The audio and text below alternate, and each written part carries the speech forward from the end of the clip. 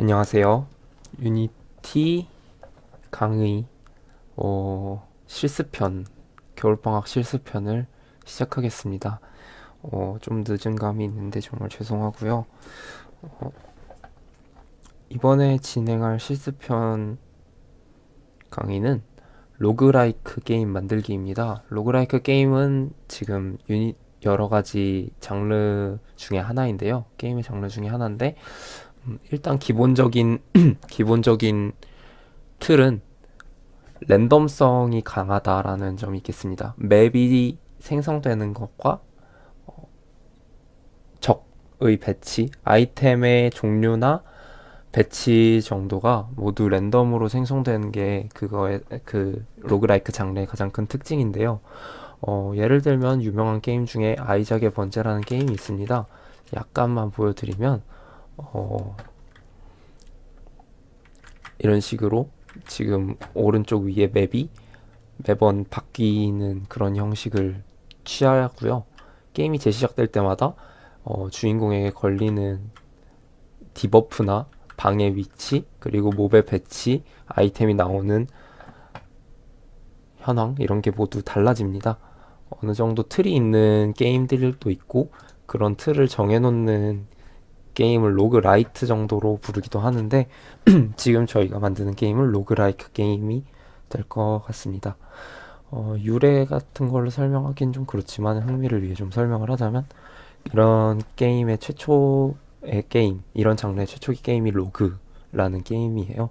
그런 게임에서 온 게임이기 때문에 로그라이크라고 부릅니다. 이런 로그라이크 게임 만드는 거는 일단 유니티 공식 튜토리얼인 2D 로그라이크 튜토리얼을 이용할 거고요. 이게 기본적으로 영어이고 조금 중급자용이기도 하면서 한글 자막이 있긴 하지만 이제 유튜브에서 로그라이크 게임 만들기라고 검색을 하시면 이렇게 한글 자막이 달려있는 그 만드는 영상을 보실 수도 있지만 약간 어려운 면이 좀 있고 좀 빠르게 진행되는 게 있기 때문에 제가 좀 다듬어서, 그리고 버전이 약간 달라서 조금 안 되는 부분이 있을 수도 있어요. 그래서 그냥 그런 부분들을 좀 제가 보충을 해서 한국어로 설명을 드리기 위해 영상을 찍게 되었습니다. 지금 일단 유니티에서 프로젝트를 만들 건데요. 제가 쓰는 버전은 2018 버전이고 사실 버전의 차이가 그렇게 크게 영향을 미치는 상황은 없는 것로 확인이 된 것 같습니다. 다른 걸로 좀 해봤는데도 괜찮은 것 같더라고요. 뭐 프로젝트를 만들 건데요. 일단 U 입력해서 프로젝트를 새로 만들어 주시고, 프로젝트의 네임은 여러 가지가 있겠는데 저는 로그라이크로 하기도 하고 스캐빈저라는 게 여기에 공식 그거더라고요. 그래서 스캐빈저라고 하기도 하겠습니다. 템플릿은 2D로 꼭 해주셔야 되고요. 3D보다는 지금 이게 2D 튜토리얼이기 때문에 2D로 만들어 보겠습니다. 프로젝트를 만들고요.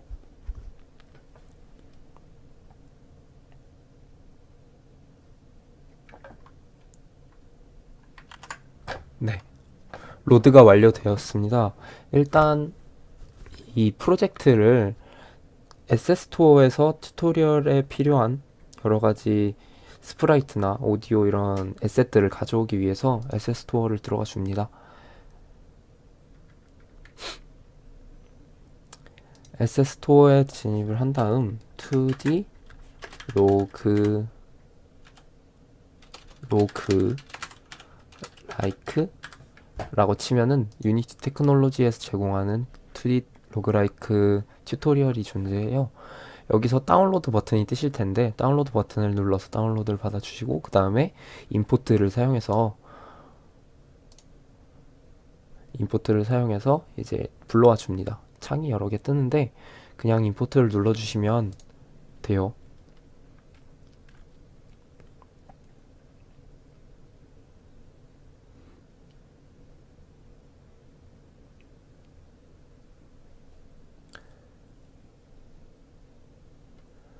지금 게임이 어떻게 완성됐는지를 먼저 한번 보여드릴게요. 시작을 해보면 이렇게 주인공은 왼쪽 아래에, 그리고 탈출구로 가는 식의 간단한 형식의 게임이고요. 이 소다나 주인공의 움직임을 가로막는 벽, 그리고 이런 배치들이 모두 랜덤으로 생성됩니다. 그리고 적이 점점 늘어나서 그 적은 이제 저를 따라오고요.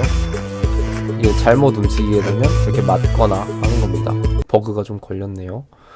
아무래도 옛날 버전이라서 그런가 봐요. 이렇게 되는 거고요. 점점 오랫동안 살아남는 게 목표인 그런 게임이에요. 이런 게임을 만들 건데요. 이제 일단 씬을 이렇게 만들어주고, 씬을 새로 만들어야 해요.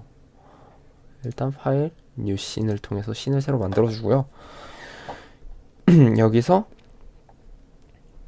하이어라키 뷰에서 Create Empty를 눌러서 게임 오브젝트를 만들어준 다음에 여기서 플레이어라고 이름을 바꿔줍니다. 오른쪽 클릭을 누르시거나 F2를 누르면 이름을 바꿀 수 있어요. 그리고 스프라이트 폴더를 열어보면 지금 이 스캐빈저라는 거기에서 쓰는 스프라이트들이 많이 떠요. 스캐빈저의 벤이 2였네요. 죄송합니다. 이렇게 제일 앞에 6개 부분을 선택한 다음에 스프라이트 중에 6개를 선택한 다음에 이렇게 끌어다가 플레이어에다가 넣어줄게요. 이렇게 하면 애니메이션을 만들 수 있어요. 플레이어 애니메이션을 만들 수 있는데 지금 이거는 이제 플레이어가 아무것도 안 하고 가만히 있을 때 이렇게 몸을 들썩들썩거리는 그런 애니메이션이기 때문에 플레이어 idle이라는 이름을 붙여줍니다. 그렇게 되면 지금 이렇게 플레이어 idle이라는 동작과 이런 플레이어가 가지고 있는 애니메이션들을 컨트롤하는 애니메이션 컨트롤러가 생겨요. 이쪽이 애니메이션, 이쪽이 애니메이션 컨트롤러입니다. 폴더를 하나 만들어서 애니메이션 컨트롤러라는 폴더를 만들어 줄게요. 이거를 여기다가 넣어 줍니다. 정리를 좀 해야 되니까요. 그렇게 하게 되면 이제 플레이어의 인스펙터 창을 보면 스프라이트 렌더러라는 스프라이트를 그려주는 컴포넌트와 애니메이터 컴포넌트, 즉 애니메이션을 실행시켜주는 컴포넌트가 추가됩니다. 그리고 플레이어 찹이라는 플레이어가 공격하는 모션도 추가를 해줄게요. 플레이어 찹이라는 이름으로 붙여줍니다. 이제 플레이를 눌러보면 플레이어가 아무것도 안 하고 있는 평범한 상태일 때 애니메이션이 재생이 돼요. 근데 이게 숨을 쉬는 모션인데 좀 빨라서 이제 약간 춤을 추는 것처럼 보여요. 이걸 좀 바꿔줄게요. 애니메이터 컨트롤러인 플레이어를 더블 클릭해보면 여러 가지 창이 뜹니다. 여러 가지 이거 속성들이 뜨는데요. 플레이어 아이들과 플레이어 찹이 있죠. 이게 애니메이션 하나하나를 컨트롤하기 위해 만들어진 창입니다. 이 중에서 플레이어 아이들을 클릭한 다음에 스피드를 1에서 0.5로 바꿔주세요. 그렇게 한 다음 플레이를 누르면 네, 스피드가 좀 조절돼서 보기 그럴듯해졌습니다. 그리고 이제 이 플레이어에서 플레이어의 태그를 여러 가지 속성들을 조정을 할 건데요. 플레이어 중에 태그들이 보면은 여러 가지 추가가 됐어요. 이것도 그 SS 임포트 할 때 같이 딸려온 건데 food, exit, enemy, 소다나 이런 게 추가가 됐습니다. 플레이어 태그를 추가를 해주고 레이어는 블락킹 레이어로 추가를 해줄게요. 이 블락킹 레이어는 아까 보시면 알겠지만 이제 이렇게 벽에 막히고 그래야 되는데 그런 벽에 막히게 하기 위해 붙여주는 속성입니다.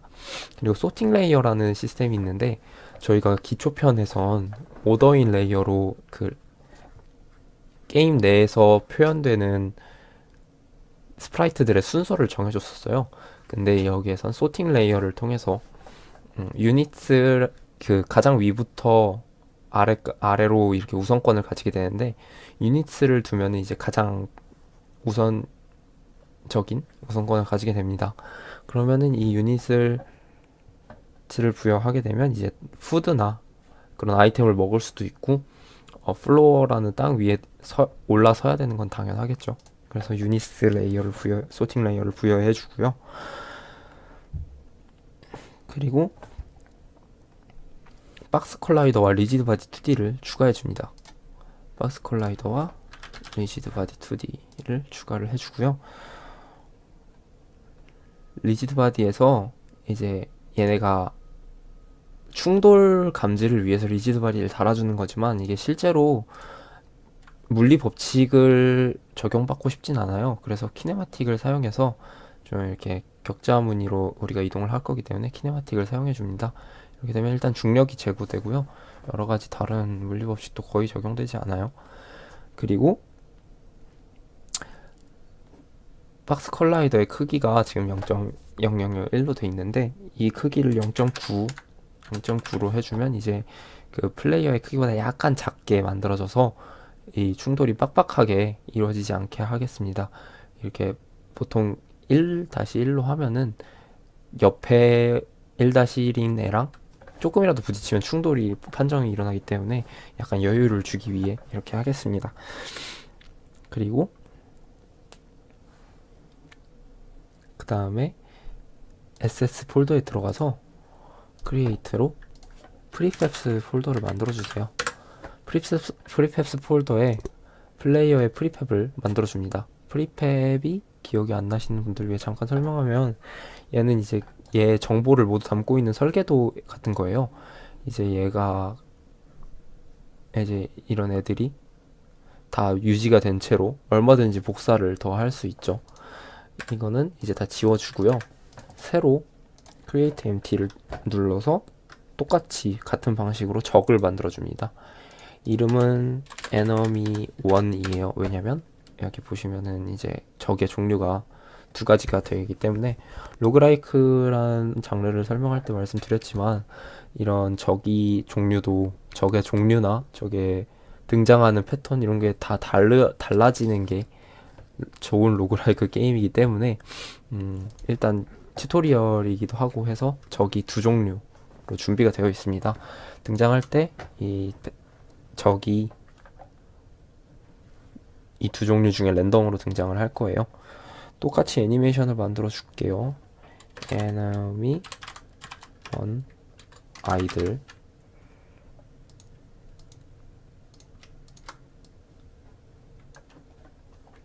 enemy 1 attack,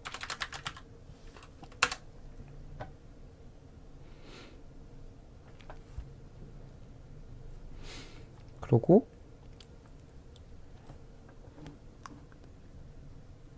박스 컬라이더와 리지드 바디 2D 추가하고, 바디 타입은 키네마틱, 사이즈는 0.9와 0.9, 그리고 태그는 에너미, 레이어는 블락킹 레이어, 소팅 레이어는 유닛으로 정해주겠습니다.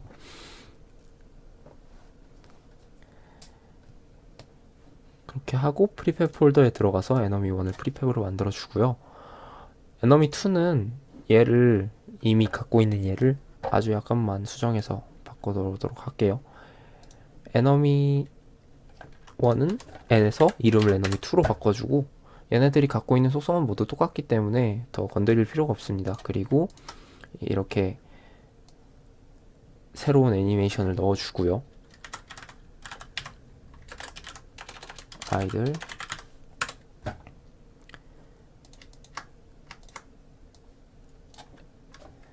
enemy 2 attack. 혹시나 싶어서 말씀을 드리는데, 여러 개를 선택하는 방법은 클릭을 누르고 그 다음에 뭐 클릭하고 싶은 데까지 쉬프트를 누르고 클릭을 해주거나, 클릭을 누르고 컨트롤을 누른 상태에서 클릭을 해주면 다중 클릭이 됩니다. 이렇게 애니메이션을 만들었는데, 여기 보면은 애니메이션 컨트롤러는 에너미 1만 추가가 되어 있어요. 보시면은 벌써 이렇게 보면은 애니메이션들은 에너미 1의 컨트롤러에 이렇게 추가가 되어 있거든요. 그래서 에너미 1 안에서 동작하는 애처럼 느껴지게 됩니다. 에너미 2의 컨트롤러도 따로 달아줘야 되는데 지금 저희가 이렇게 만들게 되었으니까 그냥 거의 하는 기능이 거의 똑같으니까 그냥 얘를 복제해서 쓰고 싶어요. 그렇게 복제해서 쓰는 방법이 오버라이드 컨트롤러라는 거예요. 아이고 뭔가 잘못된 게 만들어졌는데 지워주고, 잠시만요. 네, 크리에이트를 누르고 애니메이터 오버라이드 컨트롤러라는 애를 만들어 줍니다. 이름은 에너미 2로 할게요. 얘는 지워주고요. 오버라이드라는 게 좀 프로그래밍에서 나오는 용어인데, 이제 재정의라고 같은 그 애 속성을 받아오는데 다시 이렇게 해가서, 그러니까 잠시만요. 그러니까 이 얘네가 행동하는 게 거의 비슷한데 이제 안에 있는 내용물이 약간 다를 때 그런 거를 뭐 받는 행위 이런 거를 다 받아오되 안에 있는 내용물만을 바꿔주는 거를 오버라이드라고 합니다. 이제 여기서 에너미 2 아이들과 어택을 지워주고요.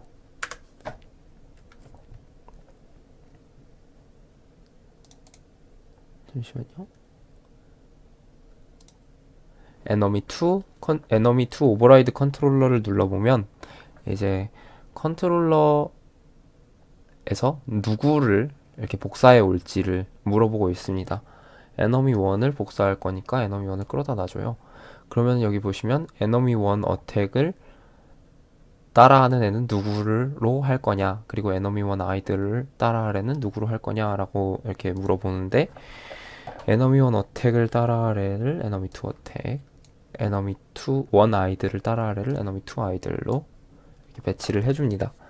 그 다음에 에너미 2를 그렇게 되면은 이제 에너미 2는 에너미 1이 동작할 때와 같은 방식으로 동작을 하게 돼요. 대신 나타내는 애는 이 에너미 2의 애니메이션들이 되고요. 하지만 이게 바로 적용이 되지 않는데요. 실행을 시켜보면 에너미 1이 떠요. 에너미 2는 이제 옷을 입고 있어야 되는데 이 옷을 벗고 있죠. 그게 그 이유가 애니메이터에서 컨트롤러가 에너미 1이기 때문인데요. 이 컨트롤러 에너미 1에서 에너미 2로 이렇게 드래그 앤 드롭으로 바꿔줍니다. 그 다음에 에너미 2를 프리팹으로 만들어 주고요. 이 씬을 저장을 할게요. 이 씬의 이름은 메인 씬으로 저장을 하겠습니다. 저장이 된 씬은 씬스라는 폴더에 넣어주고요. 이렇게 한 다음에 기본적인 오브젝트들을 더 만들어 줄게요. 지금 우리가 만드는 애들은 이제 정말 게임의 중요한 플레이어와 적을 만들었고요. 그 다음에 기본적으로 그 게임을 구성하는 벽과 바닥, 뭐 방해물, 출구 이런 걸 만들어 보겠습니다. 이제 이런 애들은 배경이기 때문에 스프라이트로만 구성되어 있는 경우가 많아서 만들기가 쉬워요. 이렇게 특히 이런 땅 같은 거는 Create Empty를 눌러서 새로 오브젝트를 하나 만들어주고 이름을 Floor 1으로 합니다. 그 다음에 Add Component로 스프라이트 렌더러를 추가를 해줄게요. 스프라이트 렌더러를 추가를 해준 다음에 컴포넌트죠. 스프라이트 렌더러 컴포넌트를 추가한 다음에 이 스프라이트 중에서 바닥처럼 생긴 첫 번째 바닥을 끌어다가 넣어줍니다. 끌어다가 스프라이트에 넣어줘요.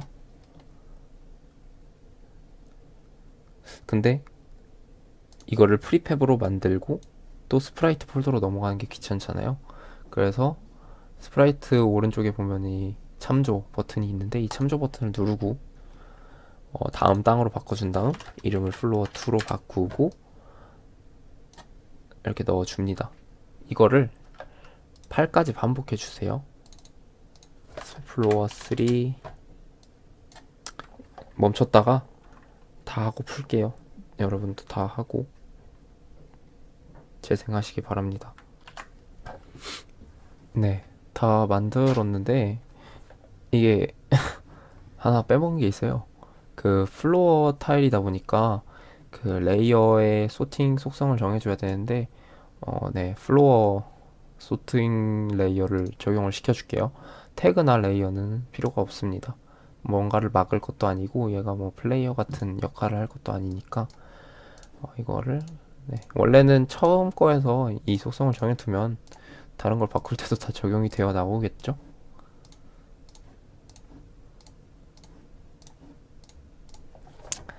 그리고 이제 탈출구 exit 타일을 만들 거예요.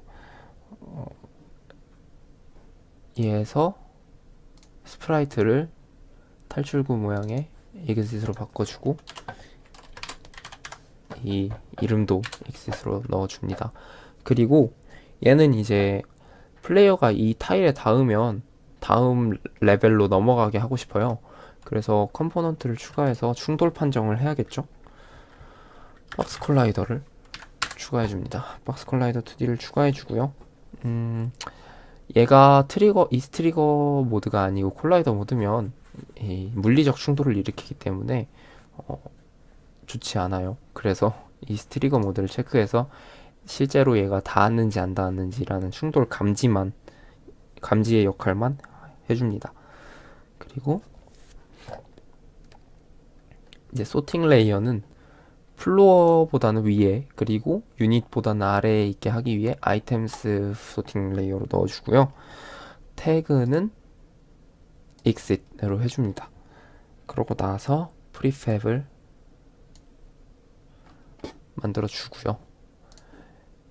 이 스프라이트랑 이름을 바꿔서 다른 애들을 만들어 줄게요. 얘는 소다고요. 아이템들을 만들어 주는 건데 태그는 소다라는 태그를 사용하고요. 그리고 프리팹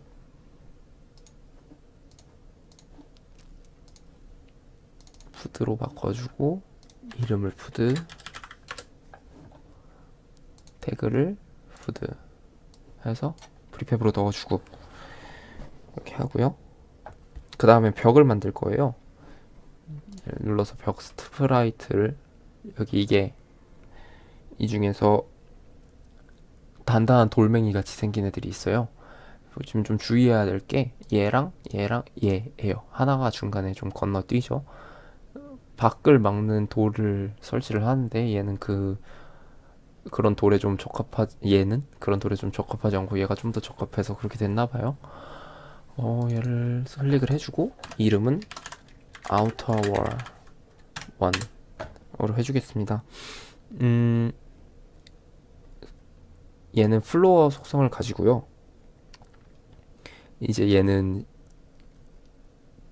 그 보드에서 보드 밖으로 플레이어와 에너미 같은 애들이 못 나가게 하는 역할을 합니다. 그렇기 때문에 블락킹 레이어를 가져서 플레이어를 못 나가게 해야 되고요. 태그는 해제해 주겠습니다. 블락킹 레이어 했고 소팅 레이어 플로어 됐으면 프리팹으로 만들어 주고요. 똑같은 애들을 스프라이트만 바꿔서 2와 3로 만들어 주겠습니다.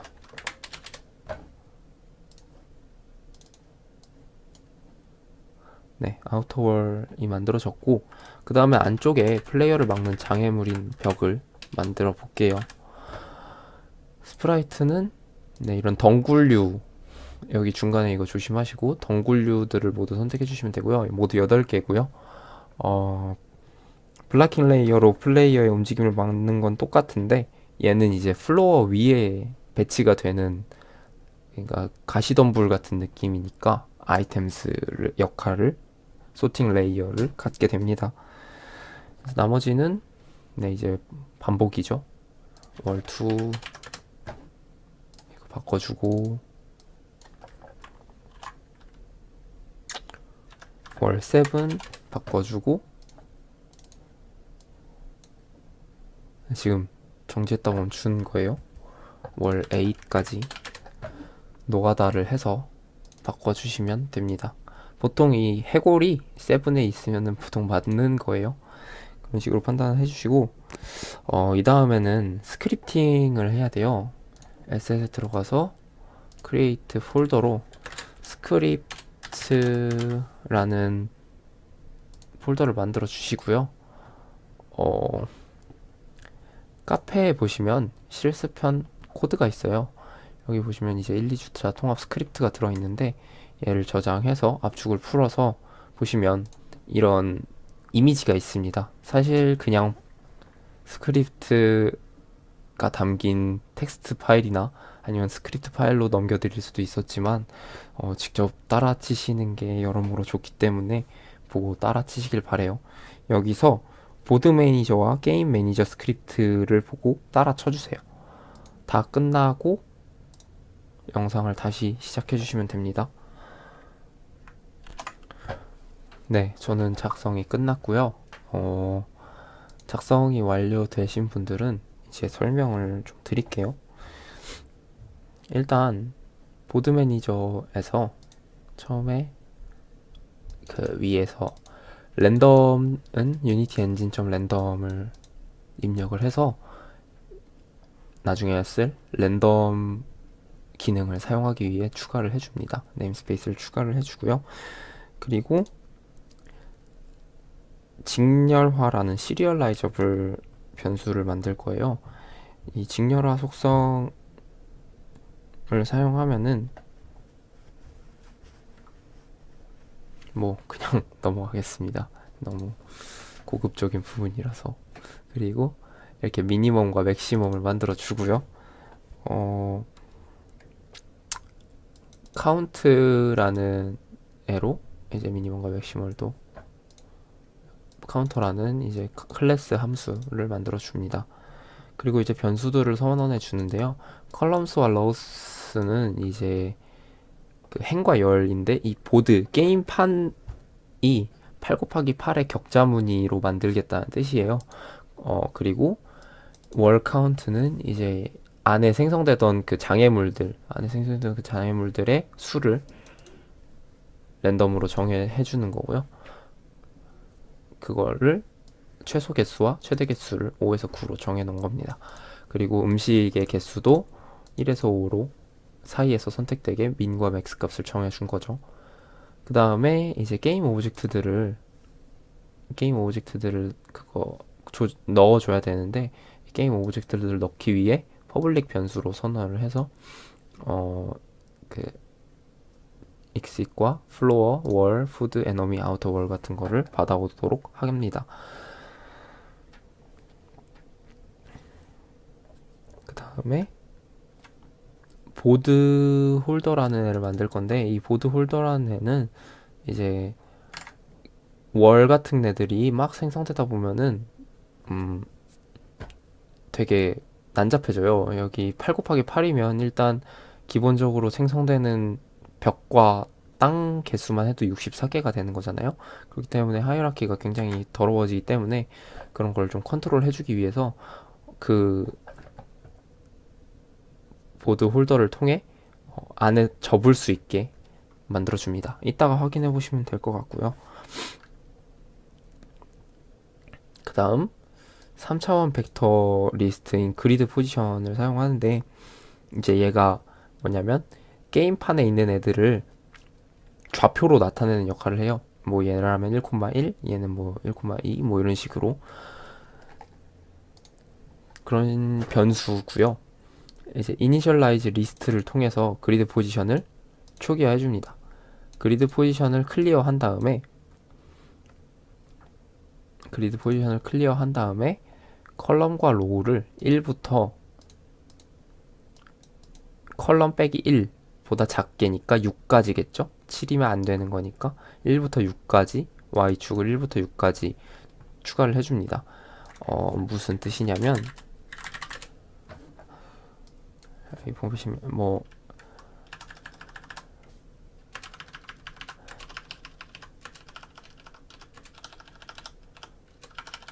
이런 식으로 6 곱하기 6의 행렬을 하나 만들어 주는 거예요. 이 이니셜라이즈 리스트를 통해서. 사실 지금 112 하다 이렇게 했지만 좀 귀찮아서 그렇게 쓴 거고, 사실은 뭐 여기부터 1,1, 2,1 이런 식으로 되겠죠? 그런 리스트를 하나 만들어 준 거예요. 얘가 직접적으로 영향을 미치는 건 나중의 일이고, 지금은 그냥 행렬 하나를 만든 거라고 생각을 해두시면 되겠습니다. 그 다음에 보드 셋업이라는 애를 통해서 이 판때기를 초기화해 줄 거예요.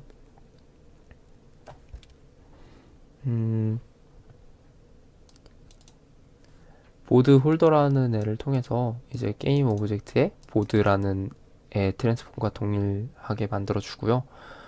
그렇게 하면은 이제 이 보드, 그 다음에 나중에 여기서 set parent 보드 홀더를 통해서 여기서 생성되는 애들이 이 보드라는 애 밑에 자식으로 들어가서 접고 필 수 있게 만들어 줍니다.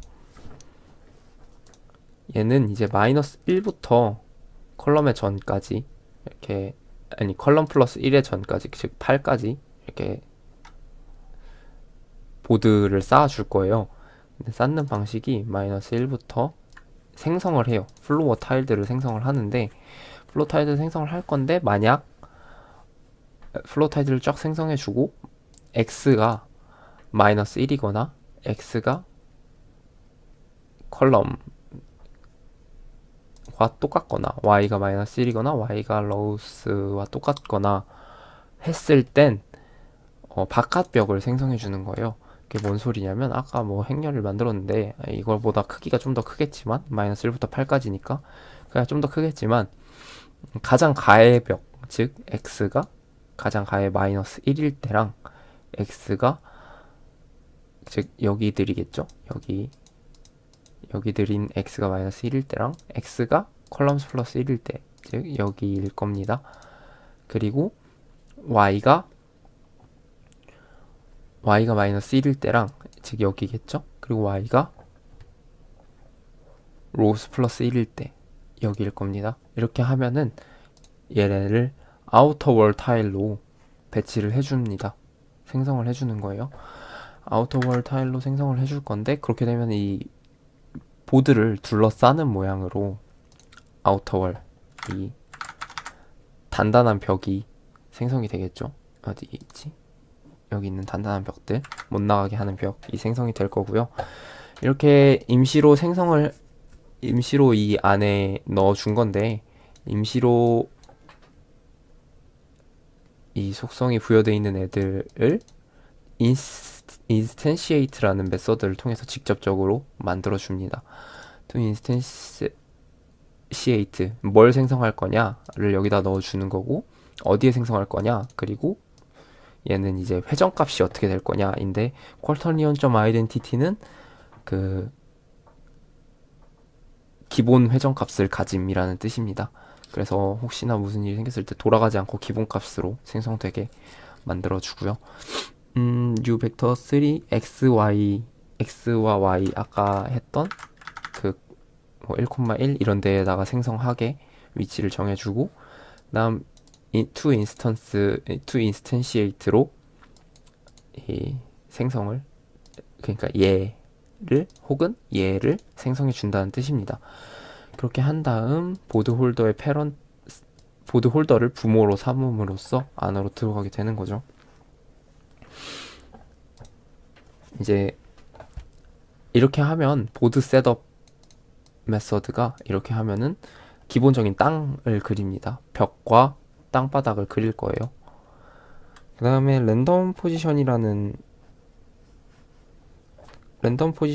애가 있는데, 이 랜덤 포지션이라는 애는 아까 만들어놨던 그리드 포지션을 써요. 그리드 포지션을 쓰는데, 이게 뭔 소리냐면 랜덤 인덱스 하나를 정합니다. 얘는 이제 그리드 포지션이 갖고 있는 애들 중에 전체 중에 하나를 뽑아요. 그래서 벡터 값에다가 벡터 값인 랜덤 포지션에다가 이 랜덤한 값 중에 하나인 그리드 포지션 중에 랜덤 값 중에 하나를 여기다 넣어줍니다. 그 다음에 그리드 포지션에서 얘를 제거해줘요. 그 다음에 만들어놨던 랜덤 포지션을 반환을 합니다. 벡터 값을. 이게 처음 설명할 때 뭔 소리인지 이해가 안 되실 수가 있는데, 지금 아까 그리드 포지션을 이렇게 만들었어요. 이게 그리드 포지션이죠. 얘네를 어떻게 할 거냐, 랜덤 인덱스라는 애를 통해서 이 많은 애들 중에 하나를 랜덤으로 딱 정합니다. 이 좌표를 딱 정했어요. 그러면은 이제 얘를 내가 선택한 포지션이다 라고 이제 정을 해주고 얘를 없앱니다. 실제로는 이렇게 없애는 거겠지만 이렇게 시각적 효과를 위해 여기가 없어진 거예요. 그러면은 없어졌기 때문에 다음에 다시 랜덤 포지션을 사용할 때 얘가 등장하지 않겠죠? 그러면은 뭐 얘가 선택된다거나 그런 식으로, 만약에 내가 이 부분이 아까는 땅이었잖아요. 플로어 타일들로 여기를 땅으로 채웠잖아요. 이제 이 부분을 벽으로 채우고 싶다, 이 부분을 아까 만든 덩굴들로 채우고 싶다 하면은 덩굴을 랜덤 포지션으로 뽑아서 덩굴을 어디에 생성할까요? 이런 거예요. 그러면 여기에 생성해야지라는 걸 랜덤으로 정해서 여기에 생성한다는 것을 랜덤 포지션에 넣어서 명시를 해주고 얘는 이제 리스트에서 제거를 해주는 겁니다. 이런 식으로요. 그러면 여기에 벽이 생긴다 라고 되는 거고요. 그렇게 벽이 생기는 거를 하는 게 레이아웃 오브젝트 랜덤이에요. 랜덤한 포지션에 오브젝트를 배치한다. 입력값으로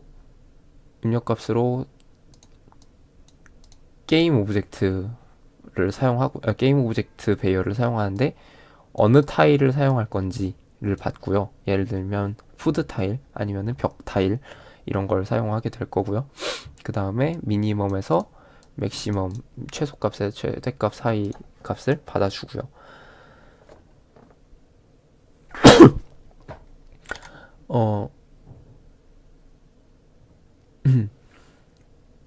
오브젝트 카운트는 이제 랜덤 인 거죠. 이제 미니멈과 맥시멈 값 사이에서 랜덤으로 하나를 정해줍니다. 5개에서 9개 사이로 정해야지 라고 생각을 했으면 이제 5개에서 9개 사이에서 하나를 딱 뽑는 거죠. 7개를 하기로 했다 하면 여기서 7개 동안 포문을 돌려서 반복문을 돌려줘서 랜덤 포지션 벡터 3 랜덤 포지션을 통해서 얘를 통해서 랜덤 포지션을 받아오고요.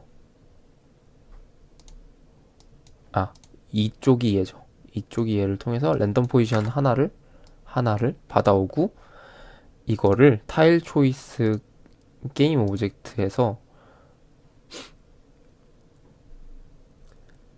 타일 초이스라는 게 이제 선택된 타일이에요. 타일 어레이는 이제 우리가 선택할, 예를 들면 덩굴이 있겠죠. 아까 덩굴 1부터 8까지 있었잖아요. 그 1부터 8까지 있는 배열 중에 랜덤으로 하나를 선택해 준다라는 뜻입니다. 0부터 타일 어레이의 그 덩굴 타일의 길이까지, 즉 덩굴 1부터 덩굴 8까지 뭐 이런 게 되겠죠. 그럼 덩굴 1부터 8까지 중에 하나를 랜덤으로 선택해서 선택된 타일에 넣어줍니다. 그리고 생성을 해요. 선택된 타일에 랜덤한 포지션,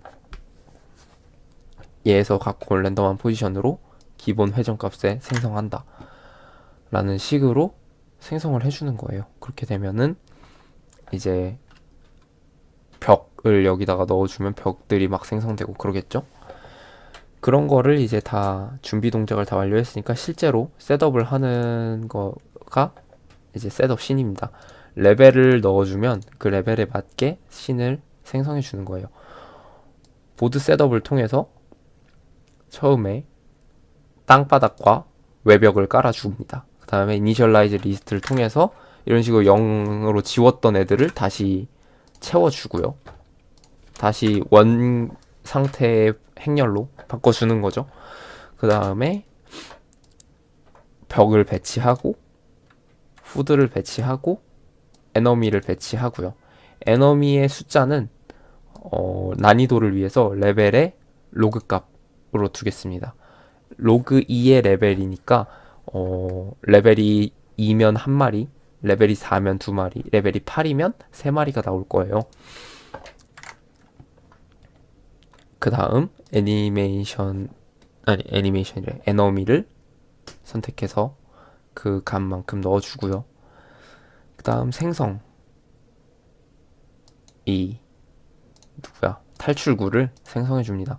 얘는 컬럼 -1, 로우 -1에 생성을 해줘요. 즉 이게 전체 보드라고 쳤을 때 컬럼 -1, 로우 -1이니까 여기겠죠. 이제 얘는 익시스로 항상 고정이 되는 거예요. 그렇게 되면은 이제 타일의 크기가 8 곱하기 8이 아니라 16 곱하기 16이어도 그 탈출구는 여기에 존재하게 되겠죠. 이게 이런 보드를 쫙 깔아주는 보드 매니저고요. 게임 매니저에서는 이런 애들을 관리하는 역할을 해줄 거예요.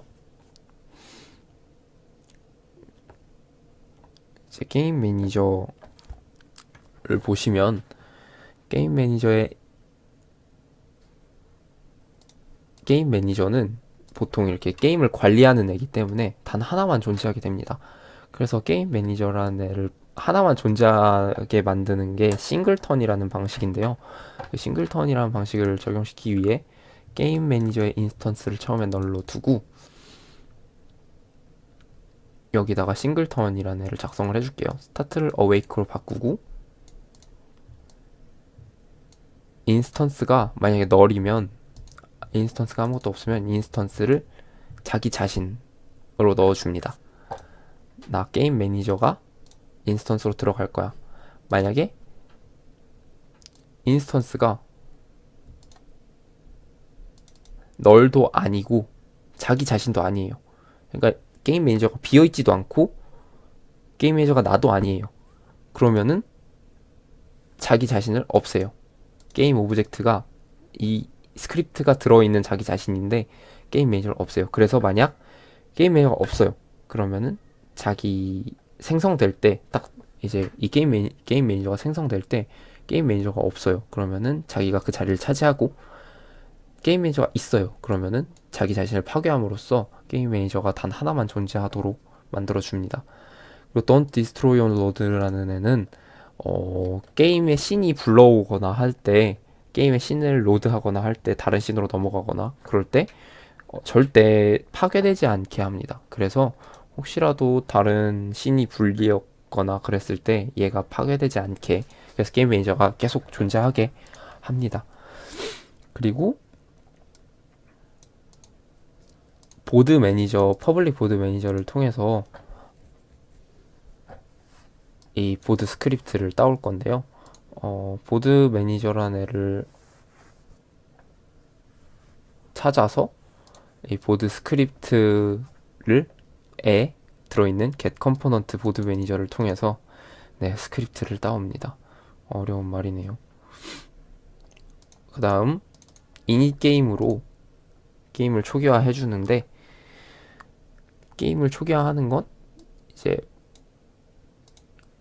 보드 스크립트 안에 있는 셋업 씬을 사용하겠다 라는 소리예요. 레벨에 맞는 게임 씬을 사용하겠다.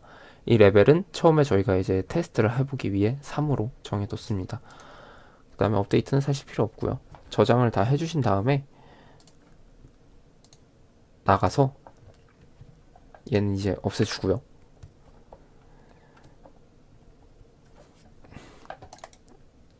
empty 오브젝트를 만든 다음 얘 이름을 게임 매니저로 만들어 주시고 이 게임 매니저 안에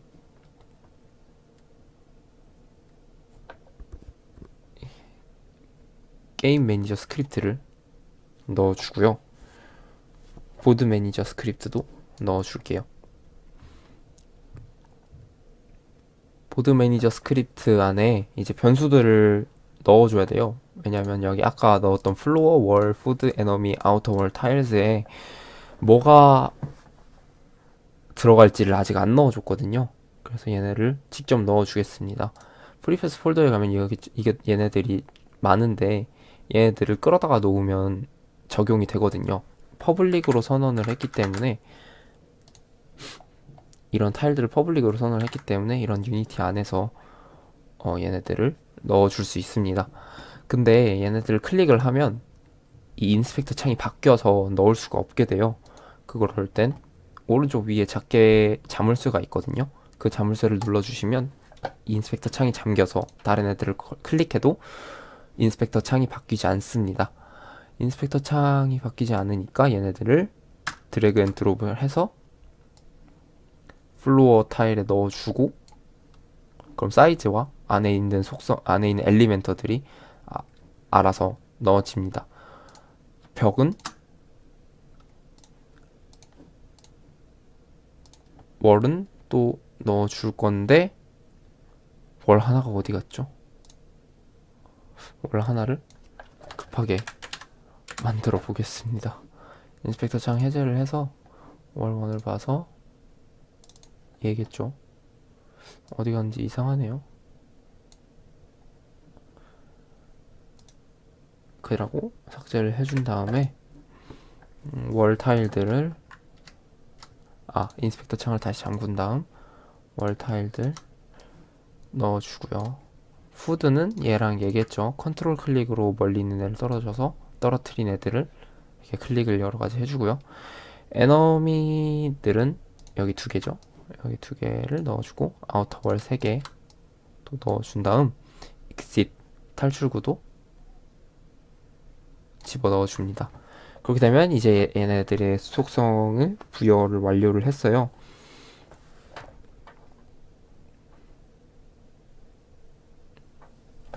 그 다음에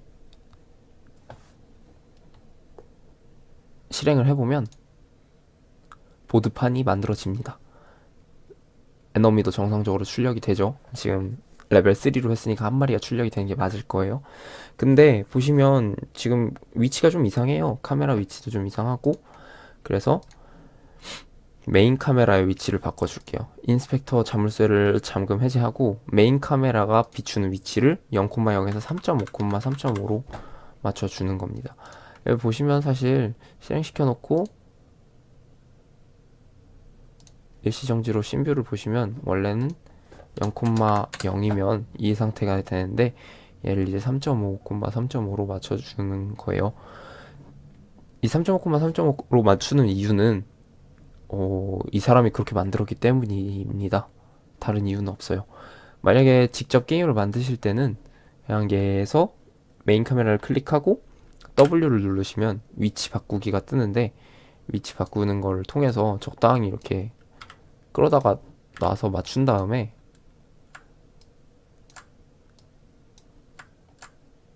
보시면 이렇게 하면 대충 맞겠다 하니까 보면은 3.43, 3.52 이렇게 되잖아요.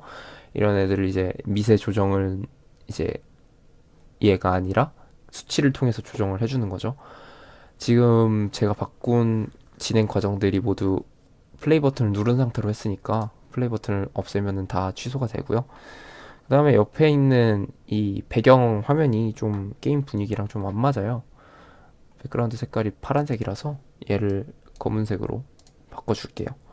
이 백그라운드 컬러를 더블 클릭하면은 창이 떠서 바꿀 수 있습니다.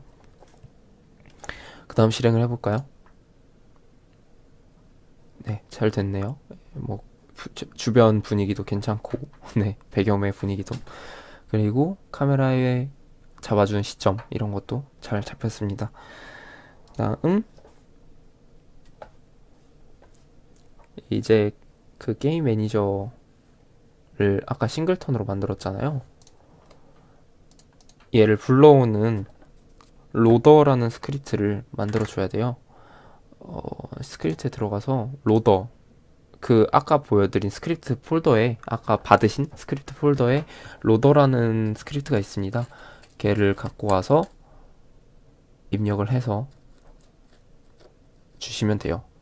되게 짧아요. 금방 작성이 가능하고, 약간 설명을 하자면 얘 보시면 게임 오브젝트 게임 매니저를 받아서 퍼블릭으로 받아올 거예요. 나중에 받아서 그 게임 매니저의 인스턴스가 널이면 게임 매니저를 생성한다 라는 애를 받아줍니다.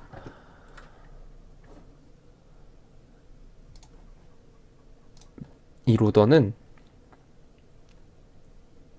메인 카메라에 넣을 거예요. 메인 카메라는 일단 게임 시작할 때 보통 있는 상태니까 항상 네 절대 없어지지 않게 하기 위해서 이 로더를 메인 카메라 안에 넣어주고요. 프리팹스 폴더에 들어가서 게임 매니저를 프리팹에다가 뽑아놓고 메인 카메라에 이 뽑아놓은 프리팹을 넣어준 다음 이 게임 매니저는 없애겠습니다. 그러면은 게임 매니저가 없으니까 게임을 실행하면 게임 매니저가 생성이 되고 그 게임 매니저는 Don't Destroy on Load로 생성이 되고 혹시 씬이 바뀌어도 얘가 이미 있기 때문에 절대 다시 생성되지 않습니다. 이렇게 하면 기본적인 판을 만드는 방법은 이제 완료가 되었고요. 그 다음 캐릭터를 움직이게 할 거예요. 캐릭터 움직이게 하는 거는 아까 받으신 폴더에 스크립트에 무빙 오브젝트라는 스크립트가 있습니다. 그거를 작성을 완료해주고 오세요. 작성을 완료하셨으면 설명을 해드릴게요. 처음에 이 무빙 오브젝트를 퍼블릭 앱스트랙트 클래스로 선언을 해줍니다. 퍼블릭 앱스트랙트 클래스로 선언을 하면 기능을 이 클래스의 기능을 모두 완성하거나 그러진 않아도 돼요. 하지만 반드시 파생 클래스를 삽입해서 이 친구를 상속받도록 해야 됩니다. 상속받는다는 개념은 조금 그 프로그래밍을 모르시는 분들이라면 조금 어려울 수도 있을 것 같아서 그냥 얘가 갖고 있는 속성들을 거의 다 물려받고 그 자식이 따로 그 안에서 자기만의 속성을 따로 갖는 그런 애예요. 그런 게 상속이에요.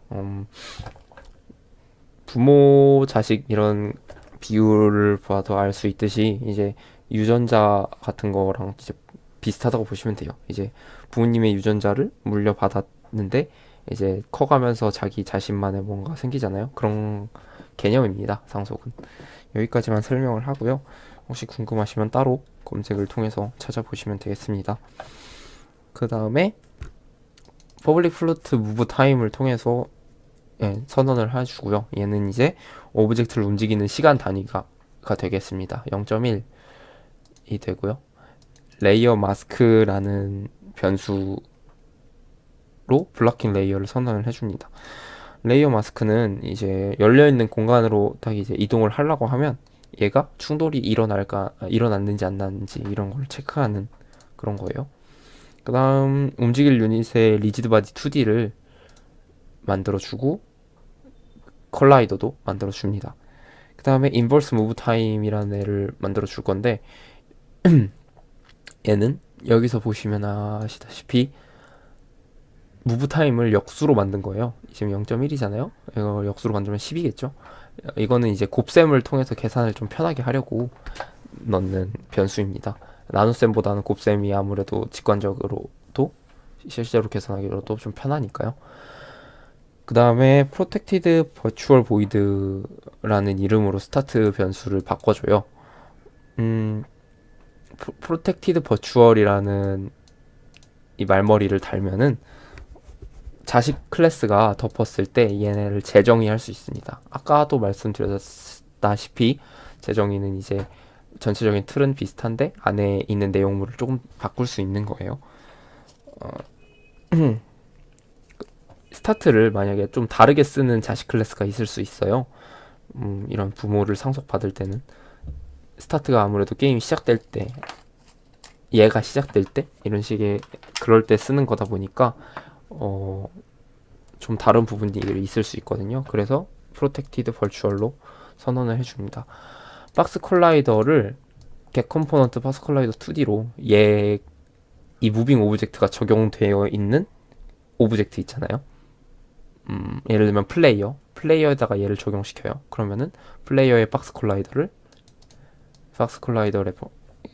저장을 해주고 레퍼런스로, 그 다음에 RB2D도 얘 플레이어의 리지드 바디 2D 컴포넌트를 갖고 와서 여기다가 저장을 해줍니다.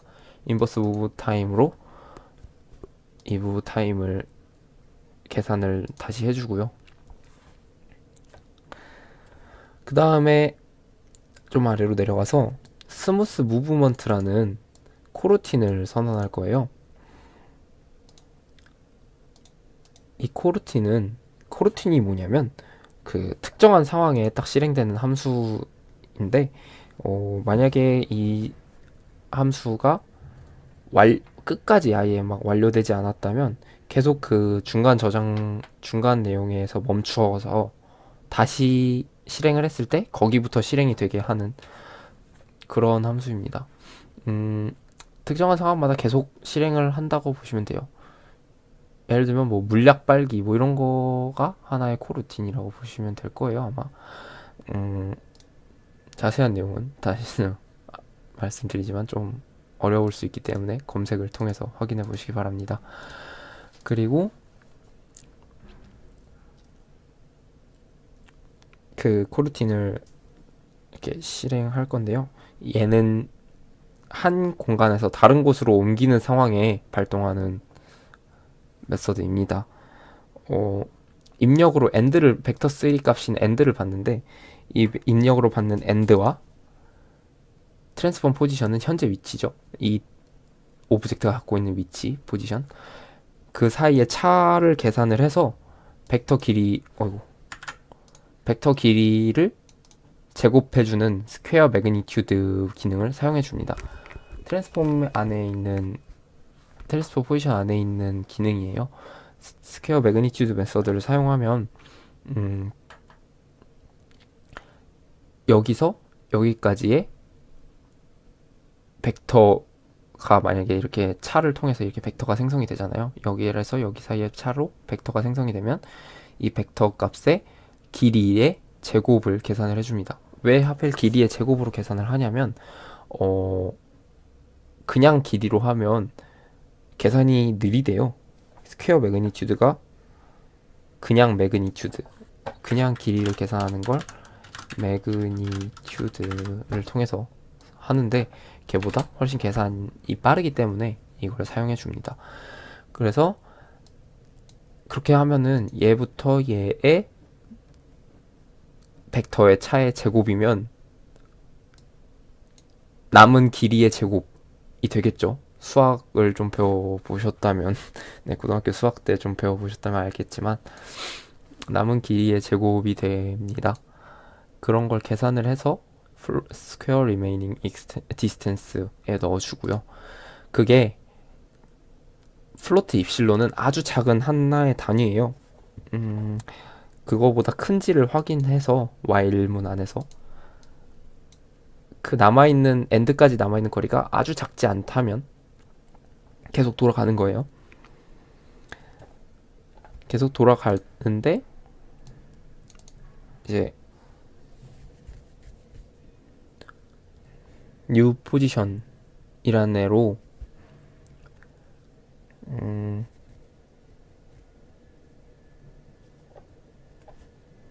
여기 보면은 이제 얘는 move time에 기반을 해서 end에 가까운 새로운 위치를 탐색해서 말을 해줄 거예요. 그렇게 해서 move toward를 통해서 이동을 하는데 벡터 3.move toward는 이제 거기로 가게 하는 겁니다. 위치를 다시 정해주는 거예요. 그 안에 입력값은 현재 포지션, 그리고 목적지, 그 다음에 인버스 무브 타임 곱하기 타임 델타 타임을 넣어줍니다. 무브 투워드는 이제 지금 현재 포인트에서 직선상의 목표 포인트로 이동시켜주는 애고요. 그렇게 포지션을 이동시킨 다음에 뉴 포지션에다가 넣어주는 거고요. 그 다음에 RB2D로 무브 포지션을 통해서 진짜로 포지션을 바꿔줍니다. 이 뉴 포지션으로요. 그러니까 다시 설명을 드리자면 벡터 3 안에 있는 메서드인 move toward는 얘를 통해서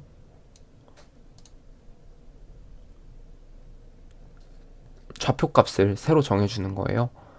좌표값을 새로 정해주고 그 좌표값을 리지드 바디에 있는 속성 중에 하나인 move 포지션으로 실제로 그 좌표로 옮겨주는 것이죠. 그 다음에 다시 스퀘어 리메이닝 디스턴스를 계산을 해줍니다. 그러니까 좌표가 바뀌었으니까 목적지까지 남은 거리를 다시 계산을 해주는 거예요. 그 다음에 yield return null이라는 애를 통해서 코루틴을 마치는데요. 이 yield return null을 하게 되면 이 원래 while문은 계속 돌아가잖아요. 근데 그렇게 계속 돌아가기 전에 다음 프레임이 오기를 기다립니다. 네, 그렇게 한번 그러고 나서 이제 현재 상태에 멈춰 있는 거죠. 이 현재 상태에 멈춰 있다가 또 불리면은 다음 프레임이 되면 다시 그 지점부터 시작을 해서 하는 거고요.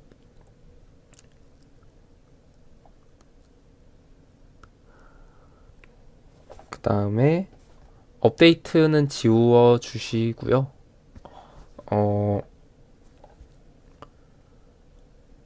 void protect abstract 함수인 onCan't move를 선언을 할 거예요. 여기 보시면 제일 끝에 있어요. onCan't move를 선언을 하면은 이게 일반형 입력 t라는 애를 사용하는데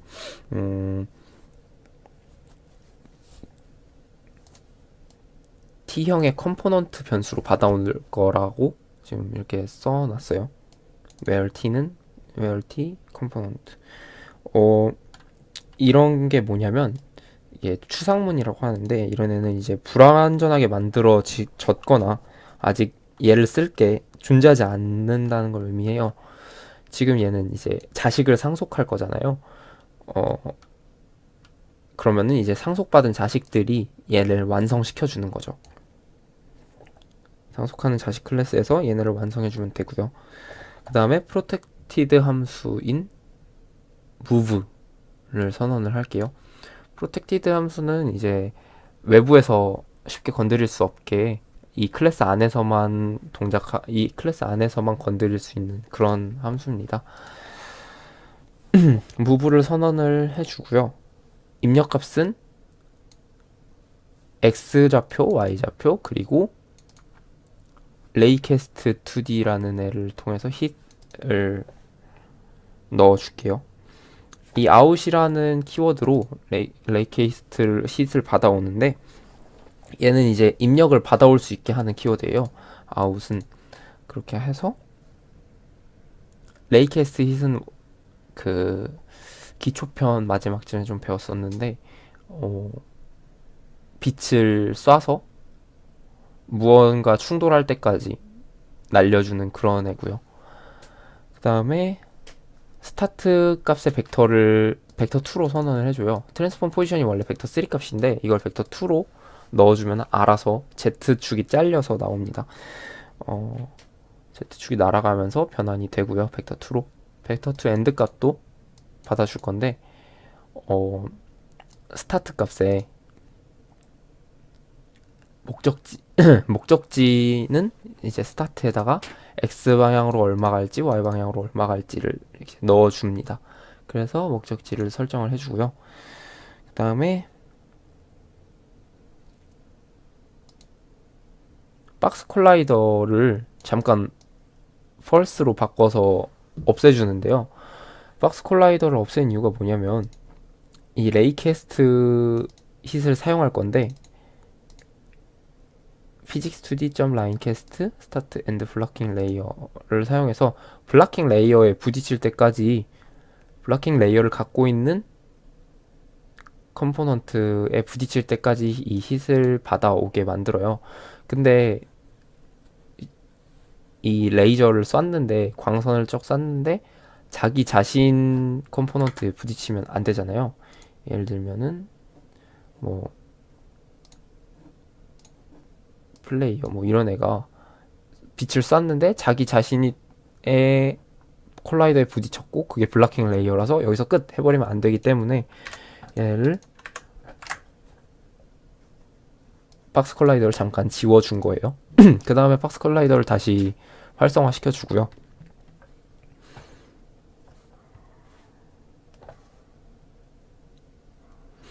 그러고 나서 그런 빛이 블락킹 레이어와 충돌하는지 아닌지를 검사를 한 거고, 만약에 충돌이 했는지 안 했는지 그 결과를 true, false로 히트에다가 저장을 해줍니다.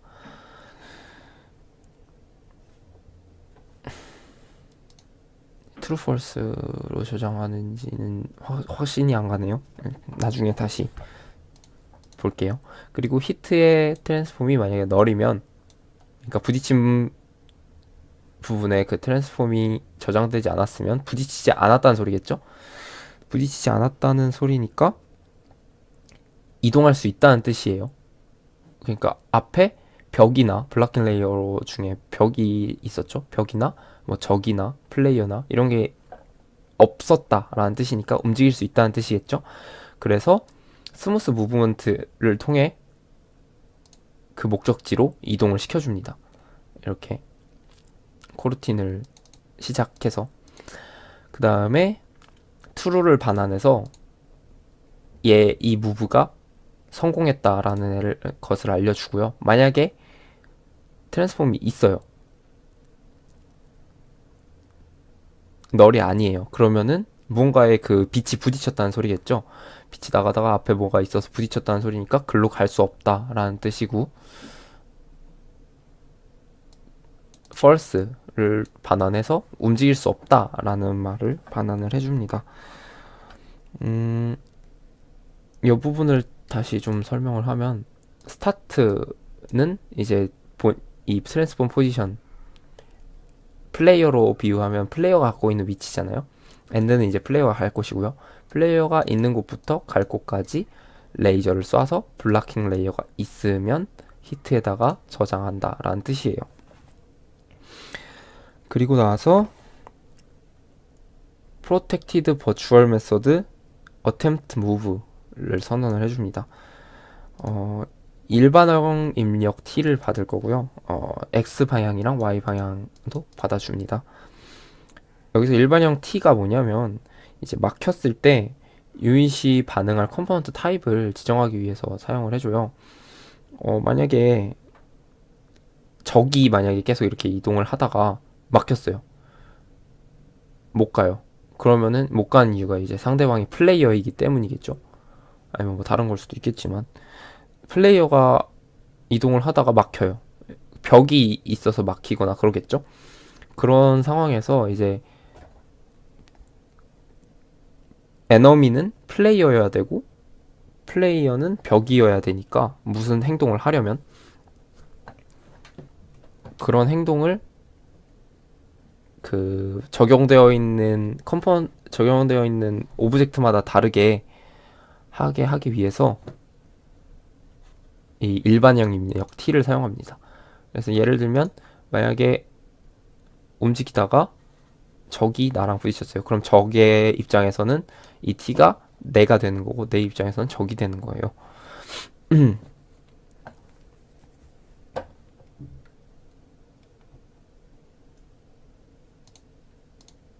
그 다음에 레이캐스트 2D를 하나 선언을 해주고요. 캔 무브로 아까 캔 무브 이 무브를 통해서 무브의 결과를 받아와요. 무브의 결과가 뭐였냐면 움직일 수 있냐 없냐였죠. 이 캔 무브로 움직일 수 있냐 없냐를 판단을 해서 이 저장을 해놓습니다. 그 다음에 히트가 충돌했는지를 또 체크를 하는데 이 레이캐스트 2D로 여기 아웃 히트로 아까 그 무브에서 받아온 히트를 통해서 히트에 저장을 합니다. 그러면은 이제 이 트랜스폼 아까 썼던 그거죠. 히트의 트랜스폼이 널인지 아닌지 이런 걸 테스트를 또 할 수가 있어요. 그러니까 만약에 can move가 false고 히트가 널이 아니면 오브젝트의 움직임이 막혔고 오브젝트의 와의 상호작용이 가능하다라는 소리예요. 만약에 can move가 true면 움직일 수 있으니까 뭐 상관이 없겠죠. can move가 false고 히트가 널이면 히트의 트랜스폼이 널이면 상호작용 할 수 없는 거기 때문에 그냥 리턴해서 끝내주는 거고요.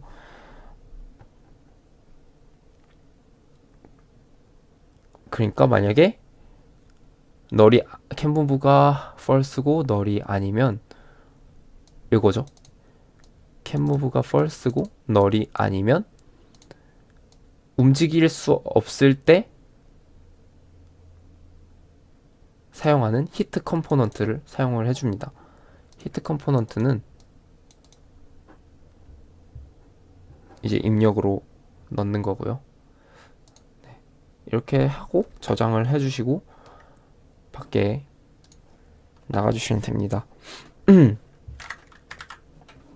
이제 플레이어와 적들이 이 무빙 오브젝트를 상속하게 될 거예요. 플레이어는 이제 벽과 상호작용을 하고 적은 플레이어와 상호작용을 하고 그래서 이 히트 컴포넌트가 이제 상호작용을 할 텐데 얘가 누구랑 상호작용을 할지를 몰라요. 그래서 일반형 입력 T로 적인지 벽인지 이런 거를 받아올 거고요. 그런 거를 상속한 클래스별로 따로 구분해서 이제 그 플레이어면 플레이어 클래스가 동작하는 역할, 적이면 적이 동작할 역할 이런 거를 따로 구분해서 넣어줄 수가 있어요. 그리고 그 내용은 다음 주에 하겠습니다. 1, 2주차 내용이었고요. 1주차 내용이 좀 많이 부족해서 2주차랑 한 번에 해봤어요. 그러다 보니까 좀 양이 많아져서 준비가 좀 걸렸는데 정말 죄송하고요. 다음 강의는 일요일 1월 26일 전까지 1월 27일 전까지 올리도록 하겠습니다. 수고하셨습니다.